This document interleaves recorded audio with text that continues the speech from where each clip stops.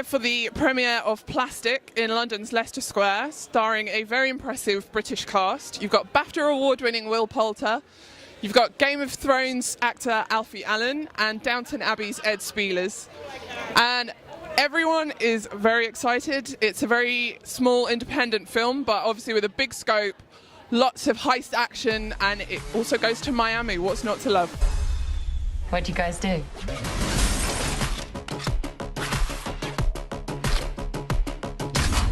We're entrepreneurs. First of all, this is obviously a team very central to the film. Did you all meet beforehand to kind of get that friendship authentic? We spent a fair bit of time rehearsing beforehand, which is quite nice because quite often with independent films you don't get the chance to rehearse. So just to get those few days and just sort of try and get some sort of bond going on was quite important. And the first thing we did was actually shoot in Miami anyway. So we had the plane and we had a couple of days to.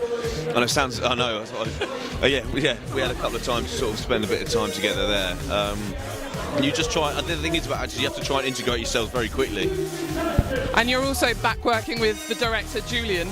How was that this time around? Was that different, or pretty much the same? Back with old friends. I thoroughly enjoyed, my experience with Julian. That's why I came back.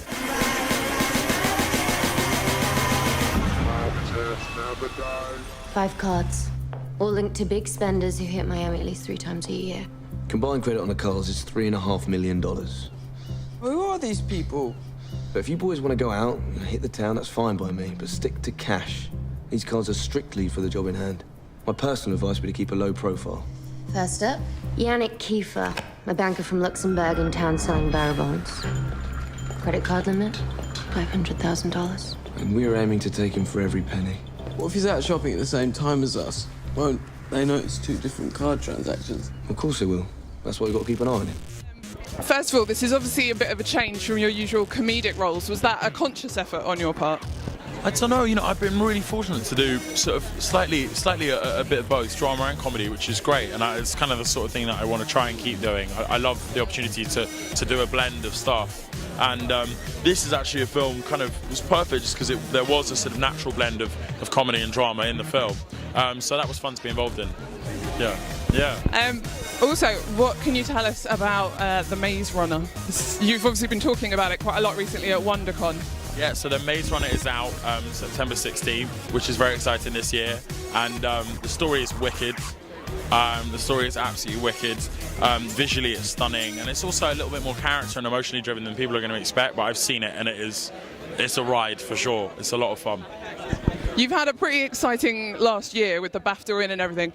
Do you think your career is ever going to get better than that kiss scene from We're the Millers? It's probably downhill for me just in general, like in general life, I think. I don't think it's going to get any better than that generally, but no, it's fun to be here tonight and supporting this film too. It's wicked.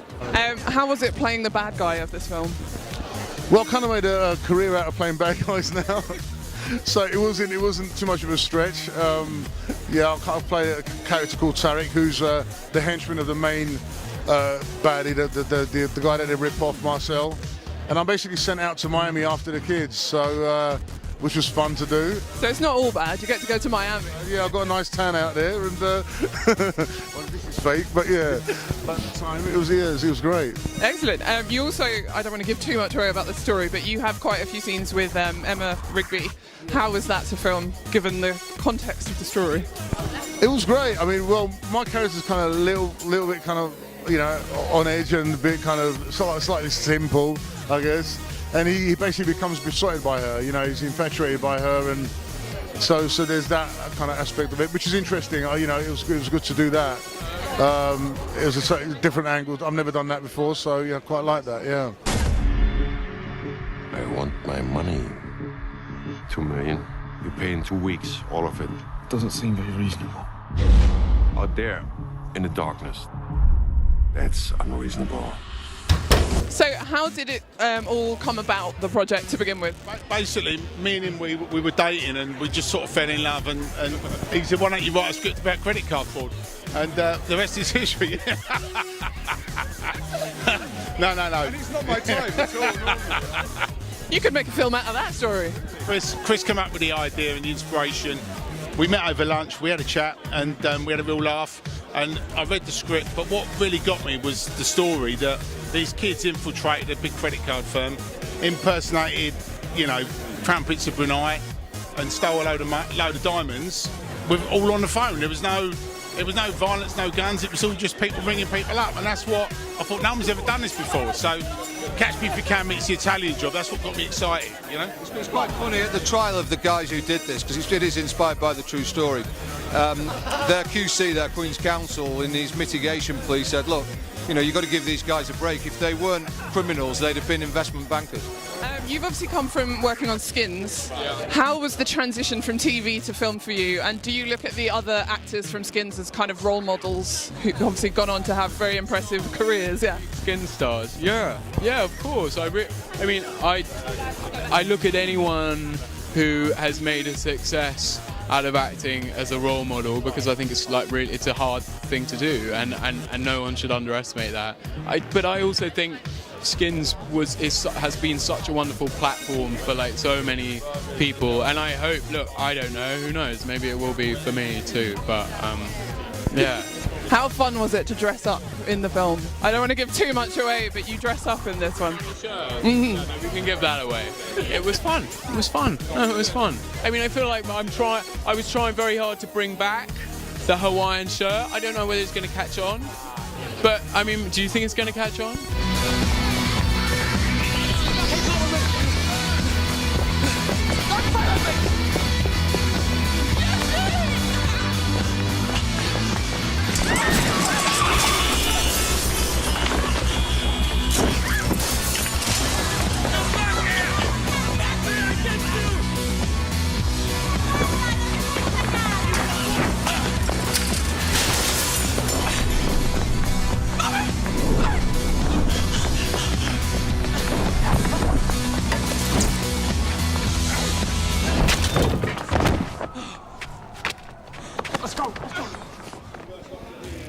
So that was it from the world premiere of Plastic, and everyone here certainly seemed like they enjoyed it, and they are so proud of this film. So it's out for everyone to go and see this Wednesday.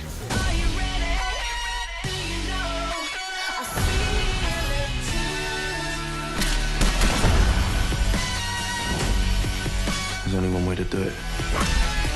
We hunt the big fish. We're going to take them for $20 million without even using a gun. It could set us up for life.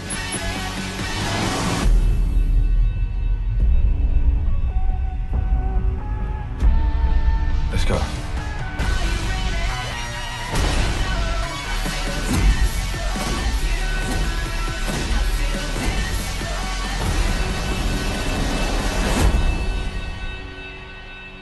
How much can we make? No limit.